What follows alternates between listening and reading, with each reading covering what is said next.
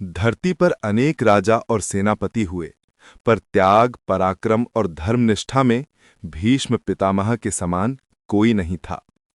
ये कथा है उस अद्वितीय पुरुष की जिसने हस्तिनापुर के भविष्य, कुरुवंश की सुरक्षा और धर्म की रक्षा के लिए अपना संपूर्ण जीवन समर्पित कर दिया। ये कहानी है त्याग, निष्ठा, वीरता और अद्भुत पराक्रम की, जिसने महाभारत के रणभूमि में अपने समय तक अमिट छाप छोड़ी। त्रेतायुग की बात है। हस्तिनापुर के स्वर्णिम राजमहल से दूर गंगा नदी के निर्मल तट पर एक दिन राजा शांतनु शिकार खेलने निकले। शांतनु कुरुवंश के तेजस्वी, सुशील, वीर और न्यायप्रिय राजा थे, जिनका व्यक्तित्व इतना प्रभावशाली था कि प्रजा उन्हें देवता समान मानती थी। किंतु उनके हृदय में कहीं ना कहीं एक कमी थी।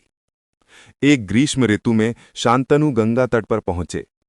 गंगा की लहरें मंद मंद बह रही थीं और सूर्य की सुनहरी किरणें जल पर पड़कर उसे चमका रही थीं। तभी शांतनु ने गंगा देवी को मानव रूप में जल से निकलते देखा। उनके मुख पर अद्भुत तेज था, चाल अप्सराओं से भी अधिक मनोहर और आंखें गहरी नीली। राजा शांतनु उनके रूप पर मोहित हो गए। शांतनु के हृदय से अनायास ही शब्द निकले, हे सुंदरी, अब कौन है? आपका रूप देखकर मेरा मन मोहित हो गया है। कृपया कर अपने विषय में बताइए। गंगा ने मधुर मुस्कान के साथ उत्तर दिया, राजन, मैं गंगा हूं। शांतनु ने उनके सामने विवाह का प्रस्ताव रखा।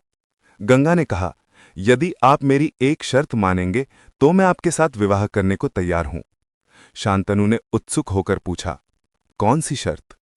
गंगा ने गंभीर स्वर में कहा, आप मेरे किसी भी कार्य में हस्तक्षेप नहीं करेंगे। जो कुछ मैं करूंगी उस पर आप कोई प्रश्न नहीं करेंगे। यदि आपने ये प्रतिज्ञा तोड़ी तो मैं तुरंत आपको छोड़कर चली जाऊंगी। शांतनु देवी गंगा पर पहले ही मोहित हो चुके थे। उन्होंने बिना देर किए प्रतिज्ञा कर दी और इस प्रकार गंगा और शांतनु का विवाह संपन्न हो गया। कुछ ही समय बाद गंगा ने एक एक करके पुत्रों को जन्म देना प्रारंभ किया, लेकिन जैसे ही बच्चा जन्म लेता, गंगा उसे लेकर गंगा नदी में प्रवाहित कर देती। राजा शांतनु ये देखकर अंदर ही अंदर दुखी होते, परंतु अपनी प्रतिज्ञा के कारण वे कुछ कह नहीं पाते। 7 पुत्र जन्म लेते ही जल में प्रवाहित कर दिए गए। राजा का हृदय कराह रहा था, मैं पिता हूं और फिर भी अपने पुत्रों को बचा नहीं सकता। कैसी है ये प्रतिज्ञा? जब 8वें पुत्र का जन्म हुआ और गंगा उसे भी लेकर जल में बहाने चलीं, तो राजा शांतनु का धैर्य टूट गया। उन्होंने रोकर कहा, देवी, ये कैसी क्रूरता है? 7 पुत्रों को आपने नदी में बहा दिया, मैं मौन रहा, लेकिन अब ये 8वां पुत्र मेरा उत्तराधिकारी है, मेरा वंशज है। मैं इसे मरने नहीं दूंगा, मैं आपको रोकता हूं। गंगा ने गहरी सांस ली। उनकी आंखों में करुणा और तेज दोनों चमक उठे। राजन, आपने अपनी प्रतिज्ञा तोड़ी है, अब मुझे आपको छोड़कर जाना होगा। किंतु मैं सच्चाई बताती हूं, जिन 7 पुत्रों को मैंने नदी में बहाया, वे दरअसल 8 वसु थे। एक ऋषि के शाप से वे धरती पर जन्म लेने को बाध्य हुए थे। मैंने उन्हें जन्म देते ही मुक्त कर दिया, पर ये 8वां वसु शाप के कारण धरती पर लंबे समय तक जीवित रहेगा। यही आपके वंश का गौरव बनेगा। इतना कहकर गंगा बालक को लेकर आकाश मार्ग से चली गईं। वे जानती थीं कि ये पुत्र साधारण नहीं, बल्कि दिव्य नियति से जन्मा है। उन्होंने उस बालक का नाम रखा देवव्रत। उन्होंने उसे महर्षि वशिष्ठ और परशुराम जैसे आचार्यों से शिक्षा दिलाई।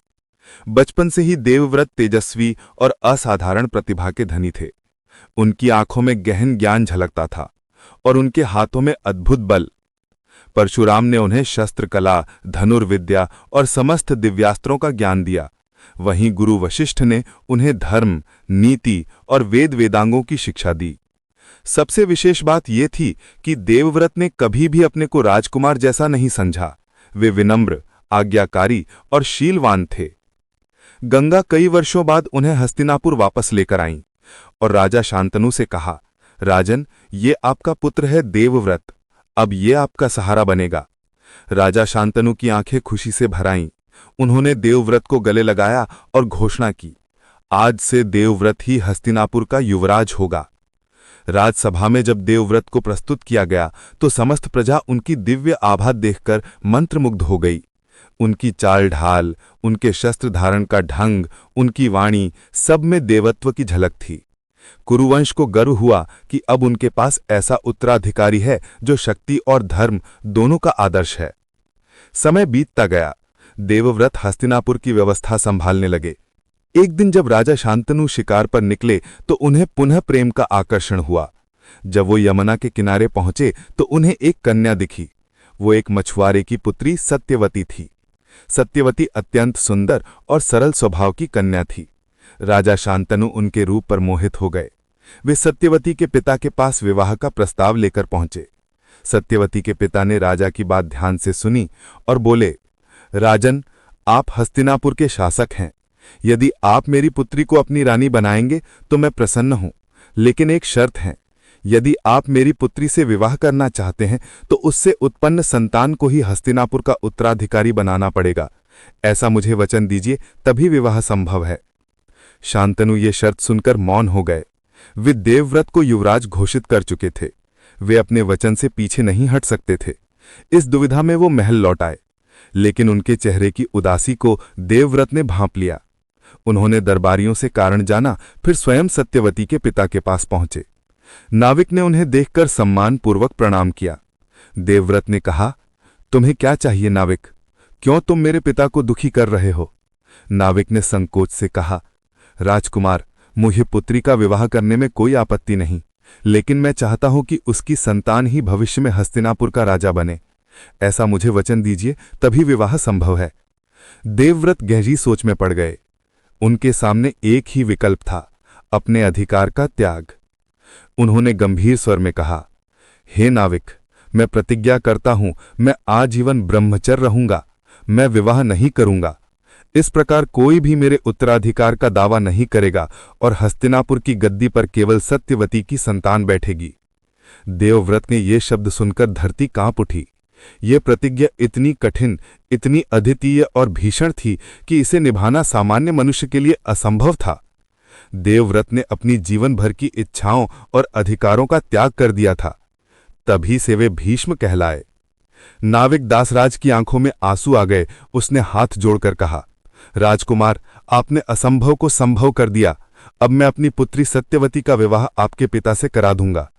जब भीष्म लौटे और ये सब अपने पिता को बताया तो शांतनु की आंखों से आंसू बह निकले। उन्होंने देवव्रत को गले लगाकर कहा, पुत्र, आज तुमने अपने पिता के सुख के लिए अपना संपूर्ण जीवन बलिदान कर दिया। तुम्हारे इस त्याग की तुलना कोई नहीं कर सकता। तभी आकाश से आवाज आई, देवव्रत, तुम्हारी प्रतिज्ञा अद्वितीय है। राजा शांतनु ने देवव्रत से कहा, हम तुम्हें एक वरदान देते हैं। तुम्हें इच्छा मृत्यु का वर प्राप्त हो। जब तक तुम स्वयं ना चाहो, मृत्यु तुम्हें नहीं ले सकेगी। उस दिन से देवव्रत भीष्म पितामह के नाम से प्रसिद्ध हो गए। एक ऐसा योद्धा जिसने अपने जीवन को अपने पिता के लिए अर्पित कर दिया। कुछ समय बाद राजा शांतनु और सत्यवती का विवाह हुआ। सत्यवती हस्तिनापुर की रानी बनी। प्रजा ने उनका स्वागत किया, परंतु सबके मन में ये प्रश्न भी उठा, क्या देवव्रत जैसे तेजस्वी युवराज अब कभी राजा नहीं बनेंगे? भीष्म ने सबको आश्वस्त किया, मैं केवल हस्तिनापुर का सेवक हूं। मेरा धर्म यही है कि मैं गद्दी का उत्तराधिकारी नहीं, बल्कि उसका रक्षक बनूं। राज्य व्यवस्था शांतिपूर्वक चलने लगी। सत्यवती से राजा शांतनु को 2 पुत्र हुए, चित्रांगद और विचित्रवीर्य। लेकिन नियति ने इस परिवार के लिए अभी कई घटनाएं लिख रखी थीं। भीष्म पितामह ने अपने पिता की प्रतिज्ञा निभाते हुए दोनों राजकुमारों का पालन पोषण और शिक्षा का भार अपने कंधों पर लिया। देवव्रत अब हस्तिनापुर के संरक्षक बन गए थे। उन्होंने दोनों राजकुमारों को शस्त्र विद्या, नीति, धर्म और राज्य संचालन का ज्ञान दिया। कुछ वर्षों बाद राजा शांतनु की मृत्यु हो गई। तब राज्य की बागडोर भीष्म ने अपने हाथों में संभाली, लेकिन केवल एक संरक्षक के रूप में, स्वयं राजा बनकर नहीं। वे जानते थे कि वास्तविक उत्तराधिकारी चित्रांगद और विचित्रवीर्य थे। बड़े पुत्र चित्रांगद अत्यंत वीर और साहसी थे। उनका स्वभाव कुछ हद तक उग्र था, पर वे युद्ध कला में अद्वितीय थे। किंतु भाग्य को कुछ और ही स्वीकार था। एक असुर से युद्ध करते हुए चित्रांगद युद्ध भूमि में मारे गए। ये घटना हस्तिनापुर के लिए बहुत बड़ा आघात थी। अब छोटा पुत्र विचित्रवीर्य ही एकमात्र उत्तराधिकारी बचा। भीष्म ने उसके संरक्षण का भार अपने कंधों पर लिया। भीष्म ने विचित्रवीर्य को युवराज बनाया और हस्तिनापुर की राजगद्दी पर बैठाया। किंतु विचित्रवीर्य का स्वभाव कुछ भिन्न था। वे भीष्म जितने गंभीर, धर्मनिष्ठ और पराक्रमी नहीं थे। वे युवा, भोगविलासी और नाजुक स्वभाव के थे। भीष्म जानते थे कि यदि हस्तिनापुर को मजबूत बनाए रखना है तो विचित्रवीर्य का विवाह राजनीतिक दृष्टि से शक्तिशाली कुल में करना आवश्यक है। उसी समय काशी में एक विशाल स्वयंवर आयोजित हुआ। काशी नरेश की 3 कन्याएं थीं, अंबा, अंबिका और अंबालिका। काशी नरेश ने घोषणा की थी कि उनकी पुत्रियां स्वयंवर में अपने वर का चयन करेंगी, लेकिन हस्तिनापुर के राजकुमार कुरुवंश की इस महत्ता के बावजूद स्वयंवर में आमंत्रित नहीं किए गए। ये भीष्म के लिए अपमान की बात थी। जब भीष्म को ये समाचार मिला तो उनका रक्त खौल उठा। वे राजसभा में बोले, काशी नरेश ने कुरुवंश का अपमान किया है। मैं स्वयं वहां जाऊंगा और उनकी राजकन्याओं को हस्तिनापुर ले आऊंगा। वे अपने रथ पर सवार होकर स्वयंवर में पहुंचे। सभा में जब दुल्हों और राजाओं का जमावड़ा लगा था, तभी भीष्म का रथ गर्जना करता हुआ भीतर पहुंचा। भीष्म की उपस्थिति से सभा स्तब्ध रह गई। वे सिंह के समान गरजते हुए बोले, मैं हस्तिनापुर का सेवक हूं।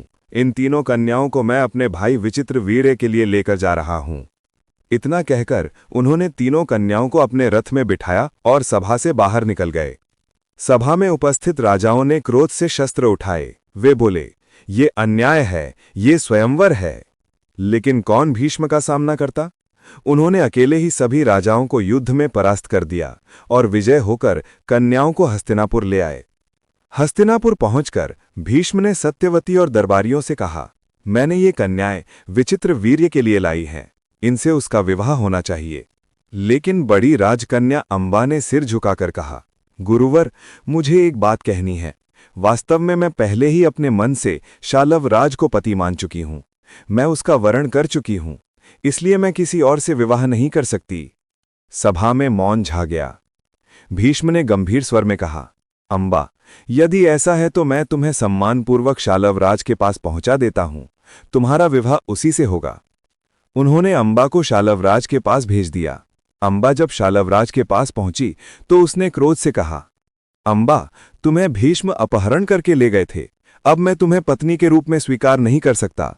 ये मेरे लिए अपमान होगा। अंबा का हृदय टूट गया। वह रोते हुए वापस हस्तिनापुर आई और भीष्म से बोली, हे भीष्म, अब मैं न शालवराज की रही न किसी और की। मेरा जीवन नष्ट हो गया। अब तुम ही मुझे स्वीकार करो। तुम्हारे अलावा मेरा कोई और सहारा नहीं। भीष्म ने शांत स्वर में उत्तर दिया, अंबा, मैं प्रतिज्ञाबद्ध हूं। मैंने आजीवन ब्रह्मचर्य का व्रत लिया है। मैं विवाह नहीं कर सकता। ये धर्म के विरुद्ध होगा। अंबा का हृदय प्रतिशोध की अग्नि में जल उठा। वह एक एक क्षण भीष्म को दोष देती रही और प्रण किया कि मैं भीष्म को कर्मों का फल चखाकर रहूंगी, उनके अहंकार का अंत करूंगी। लेकिन प्रश्न ये था कि कौन योद्धा भीष्म जैसे अजय पुरुष को युद्ध में परास्त कर सकता है। अंबा ने कई राजाओं और योद्धाओं से सहायता मांगी, पर कोई भीष्म के विरुद्ध खड़ा होने का साहस न कर सका। अंततः वह पहुंची भगवान परशुराम के पास, जो स्वयं महावीर, क्षत्रियों के संहारक और विष्णु के अवतार माने जाते थे। अंबा ने परशुराम को अपनी पीड़ा सुनाई। उसने कहा, हे गुरुदेव, आप धर्म के रक्षक हैं।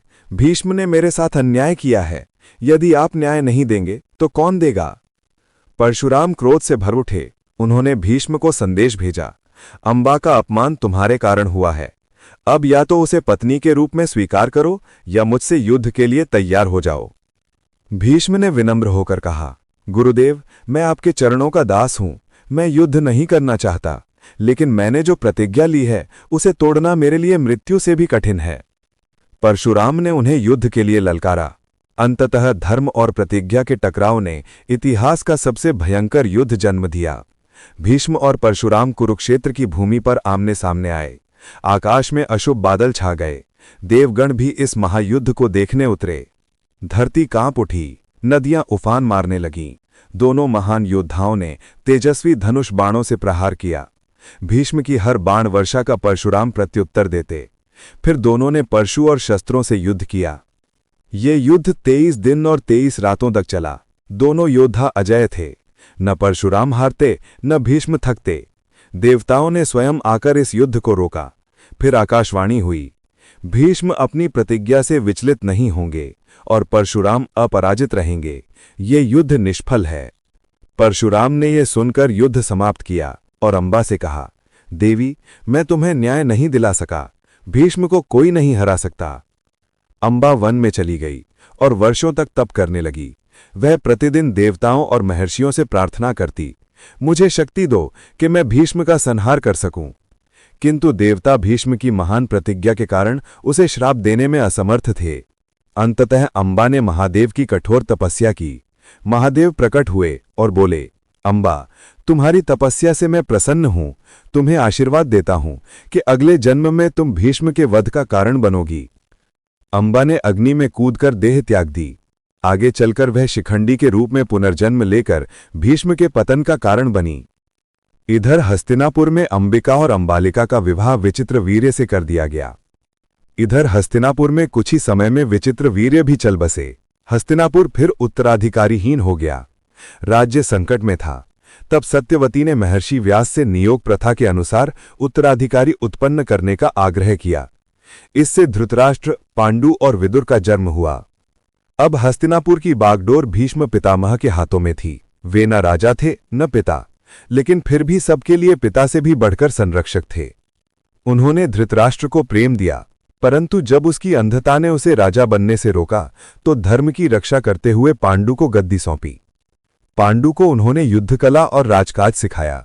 विदुर को उन्होंने नीति और धर्म का आधार माना और राजसभा में उन्हें सम्मान दिलाया। भीष्म के लिए धर्म सबसे ऊपर था। उनकी वाणी कठोर होती पर न्यायपूर्ण होती।